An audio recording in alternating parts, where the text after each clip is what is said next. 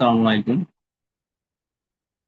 আজকে আমরা যে এসএসসি গুরুত্বপূর্ণ যে একটি অনেক অনেক উন্নত যেটা খুব কঠিন গ্রামার কানেক্টর যে বাংলা মাল জানতেই হবে, তাছাড়া কানেক্টর পাওয়া যায় না। আজকে আমরা এমন গুরুত্বপূর্ণ 10টি নিয়ম পড়বো যেগুলো পরীক্ষার মধ্যে থাকে, ম্যাক্সিমাম বোর্ডে আসছে, যেগুলো অর্থ ছাড়া কিভাবে সহজে পাওয়া যায় এই উপায়গুলো আমি আজকে বলবো। যেমন আমরা যদি কানেক্টরের বাংলা অর্থ কি, কানেক্টর মানে কি যদি জানো বুঝি। কানেক্টর মানে মানে আমরা অব্যয়যুক্ত শব্দ বলি, যেগুলা শব্দ যেগুলো কি করে দুটো বাক্য করে কি করে একত্র করে সংযুক্ত করে। হ্যাঁ, তাহলে আমরা যে গুরুত্বপূর্ণ 10টা নিয়ম, তো প্রথম আমরা শুরু করি। যে প্রথম নিয়ম, ফার্স্ট রুলস, যেটা এর খুবই গুরুত্বপূর্ণ, যে শূন্যস্থানের পরে যদি কোনো বার থাকে, মানে কোনো বার থাকে মানে এখানে কি বুঝাইছি, যে কোনো সাহায্যকারী ভার্ব থাকতে পারে অথবা মেইন ভার্ব থাকতে পারে। যদি যে কোনো ধরনের ভার্ব থাকে সেক্ষেত্রে আমরা কি বসাবো? দ্যাট, হুইজ, হু। এখন কখন দ্যাট, হুইজ, কখন হু। যদি এটা বস্তু বোঝায়, সাবজেক্ট যদি বস্তুকে ইঙ্গিত করে তাহলে দ্যাট অথবা হুয়াইজ। আর যদি ব্যক্তি বোঝায় বা কোনো মানুষকে বোঝায় তাহলে আমরা কি লিখবো? হু। এখন দ্যাট বা হুইজ তো যা বা যেটি, এগুলা। হ্যাঁ, আবার দ্যাট বা হুইজ দেখবেন ইটি, ইটিতে ম্যাটার অফ জয়, ইটিতে ম্যাটার অফ সরো, এগুলোর পরেও কি দ্যাট অথবা হুইজ বসে। কিন্তু বেসিক্যালি নিয়ম হলো কি, শূন্যস্থানের পরে যদি কোনো বার থাকে সেটা হলো সাহায্যকারী বা হতে পারে কি বার, মেইন বার। তাহলে আমরা দ্যাট অথবা হুইজ বোঝাবো যদি বস্তু বোঝায়। আর যদি ব্যক্তি বোঝায়, কোনো মানুষের নাম থাকে, তাহলে সেক্ষেত্রে আমরা কি লিখবো? হো লিখবো। যেমন আমরা উদাহরণ যদি করি, the boy helps me is my friend. তাহলে এখানে শূন্যস্থানের উপর হেল্পস একটা মেইন ভার্ব আছে।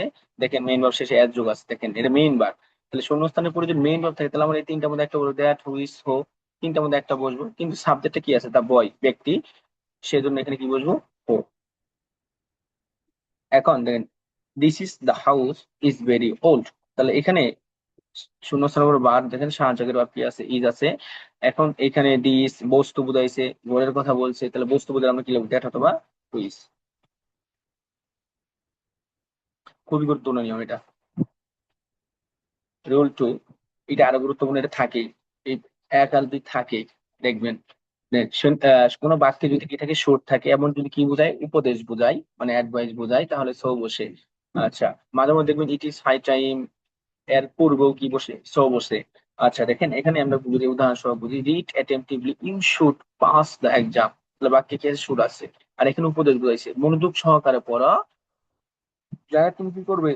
You should pass the exam, তাহলে তোমাকে উপদেশ, পাস পরীক্ষা কি করা উচিত? পাস করতে হবে। তো উপদেশ বুঝাইছে, এই জন্য আমরা এখানে কি লিখবো?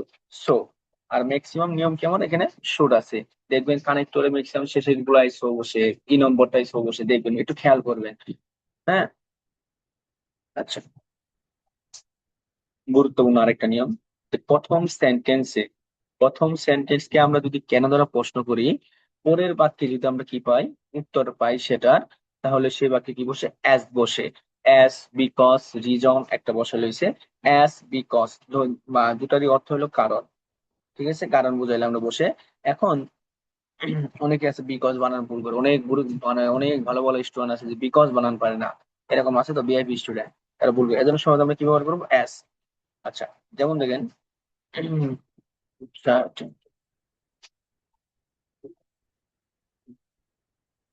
হি ওয়াজ অ্যাবসেন্ট, হি ওয়াজ ইল। সে অনুপস্থিত। এখন এই বাক্যে আমরা যদি কেন দ্বারা প্রশ্ন করি, সে কেন অনুপস্থিত? দেখেন, হি ওয়াজ ইল, সে অসুস্থ ছিল, তার মানে আমি পরে বাক্যে উত্তর পাইতেছি, তাহলে আমরা এখানে কি বসাইছি? অ্যাজ। গুরুত্বপূর্ণ প্রথম বাক্য কেন দ্বারা প্রশ্ন করলে পরের বাক্য যদি উত্তর পাই আমরা, তাহলে অ্যাজ অথবা বিকজ ব্যবহার করব। আর একটা গুরুত্বপূর্ণ রুল ফোর, যদি দুটি সেন্টেন্স যদি একই অর্থ বহন করে তাহলে এন্ড বোঝাই, এন্ড বসে। আর যদি আলাদা করে, দেখবেন বাক্যে নটও থাকতে পারে মাঝে মাঝে, অথবা আলাদা অর্থ প্রকাশ করে আমরা বাদ ব্যবহার করবো। যেমন ধরুন, হি ইজ পোর অনেস্ট, সে গরিব কিন্তু সৎ, আলাদা বুঝাইছে। তাহলে আমরা এখানে কি লিখলাম? বাট। কিন্তু এটা খেয়াল করে, রহিম ইজ অনেস্ট, রহিম সৎ, হার্ড ওয়ার্কিং, এবং কি দুটো একই শব্দ, সৎ এবং কঠোর পরিশ্রমী। এই জন্য এখানে আমরা কি ব্যবহার করবো? এন্ড ব্যবহার করবো, এন্ড ব্যবহার করবো। হুম, আমি একটু ক্লাস নিতে আসি, করে দিই। শব্দ হয় তো, এই জন্য আমরা এই রুমায় বসছি, এমনি অনলাইনে গেছি।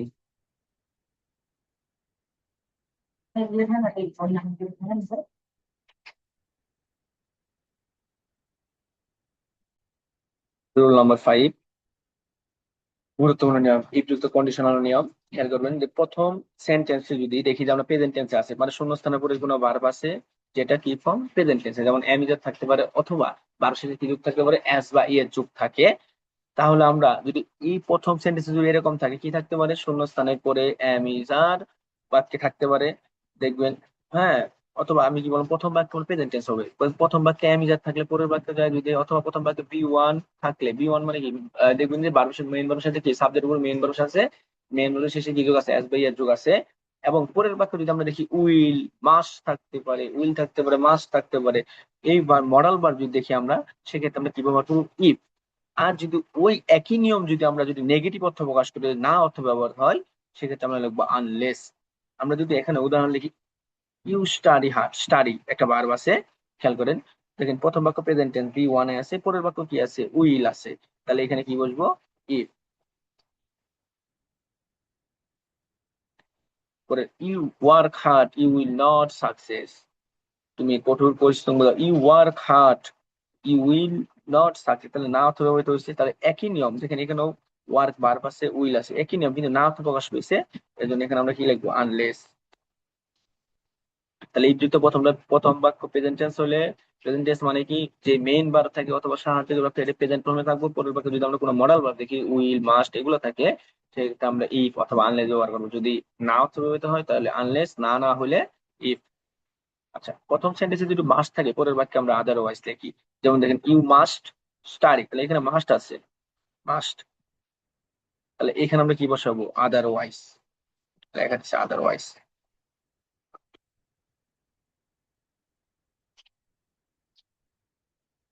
আচ্ছা, এটা আর একটা গুরুত্বপূর্ণ।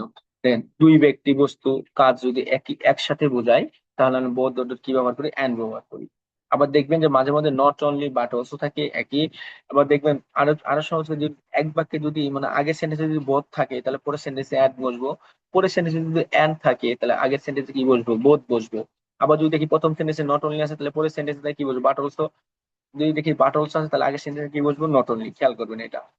আচ্ছা, দেখেন এখানে রহিম করিম, তাহলে দুই ব্যক্তি বুঝাইছে একসাথে, তাহলে আমরা কি এখানে প্রথমটা কি লিখবো, বোথ, পরেরটা কি লিখবো আমরা, অ্যান্ড।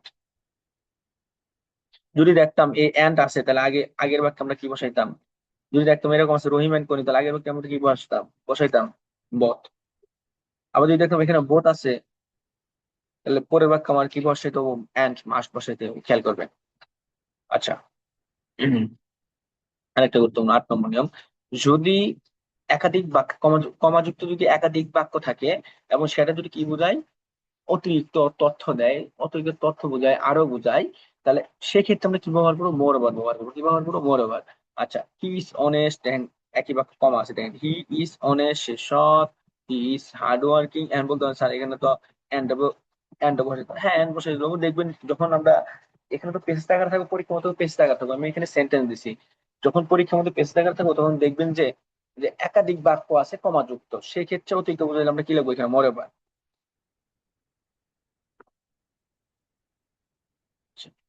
যদি কোনো উদাহরণ বোঝাই, তাহলে আমরা ফর এক্সাম্পল ব্যবহার করব। আর যদি কি বোঝাই, কোনো কিছু পূর্বে ঘটনার ফলাফল প্রকাশ পায়, তাহলে আমরা কি ব্যবহার করব, অ্যাজ এ রেজাল্ট,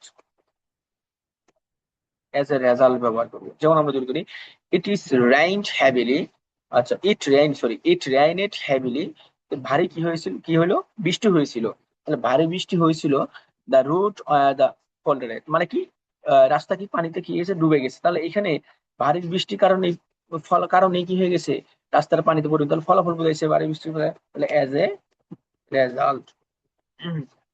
এটা খেয়াল করি। পরেরটা example, many foods are rich in vitamin, mango and orange contain plenty of vitamin C, তাহলে এইখানে দেখেন অনেক ফুডে কি আছে, বিভিন্ন ধরনের ভিটামিন আছে, আচ্ছা রিচ সমৃদ্ধ ভিটামিন পাওয়া যায়। এখন দেখেন এখানে উদাহরণস্বরূপ আমরা কি দিচ্ছি, ম্যাঙ্গো আর অরেঞ্জ এর কথা বলছে, এই জন্য আমরা এখানে কি ব্যবহার করবো, উদাহরণ বলেছে ফর এক্সাম্পল।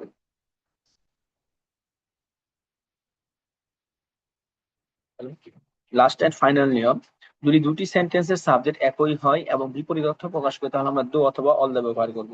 যেমন দেখ এখানেও হি ইজ পোর, হি এখানে সাবজেক্ট, পরের বাক্য সাবজেক্টে কি আছে, হি আছে, তাহলে দুটি বাক্যে দুটি বাক্যের একই সাবজেক্টে আমরা কি ব্যবহার করবো, দো অথবা অল দো।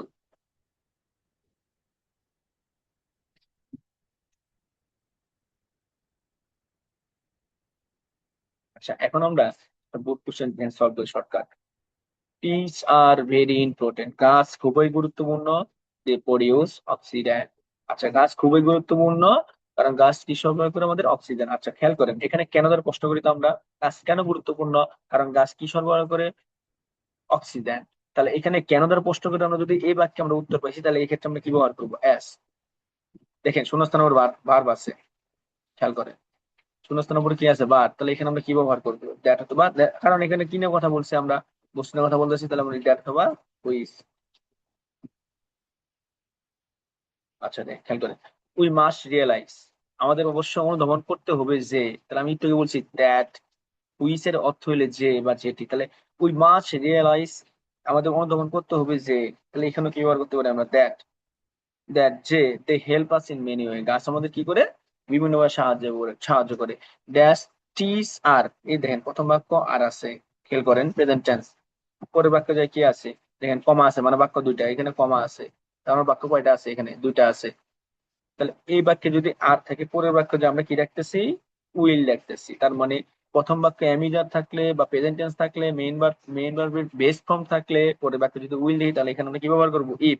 যেহেতু এখানে পজিটিভ অর্থ ব্যবহার করছে, কোনো নেগেটিভ নট নাই, নেগেটিভ অর্থ কোনো নাই, যেমন if trees are less in number, গাছ যদি কি করে যায়, অনেক কমে যায়, there will be an increased amount of carbon dioxide পরিমাণটা কি হবে, বেড়ে যায়, কি হবে, প্রচুর পরিমাণে বেড়ে যাবে, যার ফলে দেখেন it will enhance the green house effect, যার ফলাফলে দেন গাছ কমে যাওয়ার ফলাফলের কারণে বলে কি কিসের প্রভাবটা পড়বো, গ্রিন হাউসের প্রভাবটা পড়বো। তাহলে ফলাফল বুঝাই পূর্ব ঘটনার, গাছ কমে যায়, তাহলে আমরা এখানে কি লিখবো, ফলাফল বুঝাইলে এজ এ রেজাল্ট। আমি যে নিয়মগুলো বললাম এগুলো খুবই গুরুত্বপূর্ণ, পরীক্ষার মধ্যে দেখবেন ম্যাক্সিমাম বুটে আমি যে 10টা নিয়ম দিলাম, এই টপ 10টা নিয়মের মধ্যে আসে, একটু খেয়াল করবেন আর এই শর্টকাট ট্রিক্স গুলো ব্যবহার করবেন। হ্যাঁ, পরবর্তীতে আরো সহজ কোন গ্রামারের নিয়ম চাই বা ক্লাস চাই কমেন্টে জানাবেন। ধন্যবাদ। আসসালামু আলাইকুম, আজকের মতো এখানেই সমাপ্ত করলাম।